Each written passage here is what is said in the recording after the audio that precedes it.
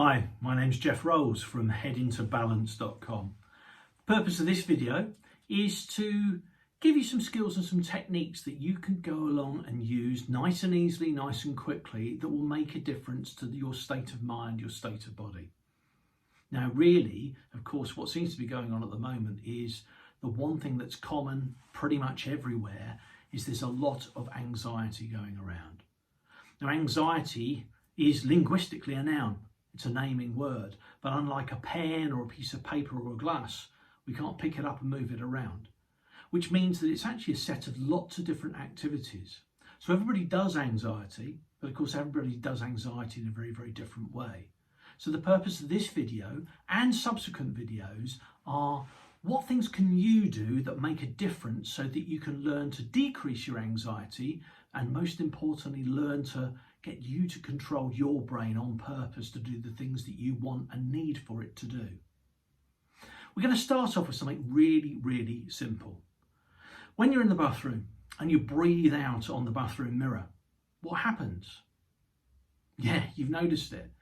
Condensation forms on the surface of that, which means that of course on every out breath we're letting water leave our body. Now the body is 60 to 65% water.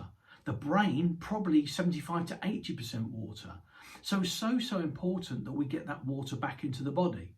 Now all of us do that. Now we do that through the food that we eat, but also through how it is that we drink. Now there is water in tea, in coffee, in milk, in alcohol. There is water within our food, of course. But of course, actually, what the body needs more than anything else is pure water. Now, pure water can be from a tap. It can be from a filter. It can be bottled water, still bottled water. But above all, the body needs this water and it needs it as soon as possible. Now, yes, you get water from your food, but you can't use it until the body's separated it out all the way down in your large intestine. And that's where it begins to make a difference and the body can reintegrate it. So the thing is, how many glasses of water do you drink on a daily basis? It's reckoned that we need to be drinking 8 to 10 glasses of water a day, probably good 2 litres of water a day, on top of any other drinks that you happen to have. What seems to happen in my experience is most people are slightly dehydrated and sometimes a big time dehydrated.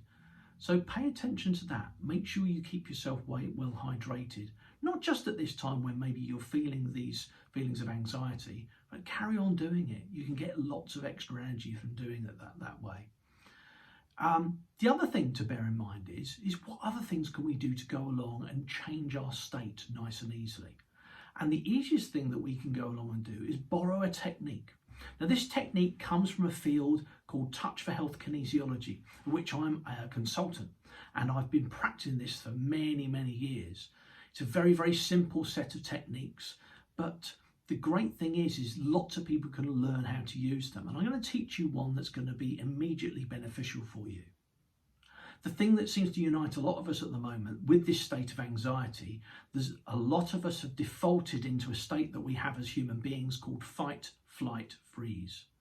Fight, flight, freeze is something that we naturally have within the body, that when in times of danger, we recognise that very, very simple decision. We freeze first and then we decide whether we're going to fight whatever's going on or whether we get the hell out of there. Now, with what's going on with everything in the world at the moment, a lot of people are spending too much time in this state of fight, flight, freeze. And the state of fight, flight, freeze has an adverse effect on the body if we're in it for too long. The things that it does is it changes the chemical structure of the brain.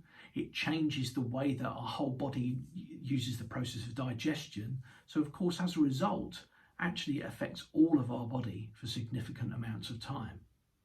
One of the simplest things that we can do though, is we can learn to use some points to be able to get energy back into the right part of our brain. Because when we go into the state of fight, flight, freeze, the frontal part of our brain becomes deprived of most of the resources that it needs to be able to use all the skills and abilities that it has well. Because that's the part of the brain that we use to do thinking. And it's not that the other brain can't do those things, because absolutely it can. It's just that we need to get resource back through to the front. And the simplest way that we can do that is by holding some points on our forehead.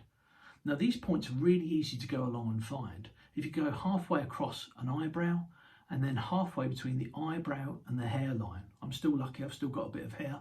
And if we just hold these points and then hold the point across the other eye as well, but use no more pressure than you'd used on the back of a closed eyeball, but hold those points and hold those points while you begin to recognize that the brain seems to balance itself out.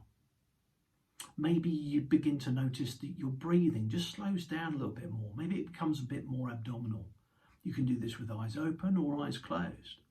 It doesn't really matter. But stay in this state for 20 seconds, 30 seconds, maybe a minute should you need it. And then before you let go, just take a nice deep breath in and then let go very, very gently.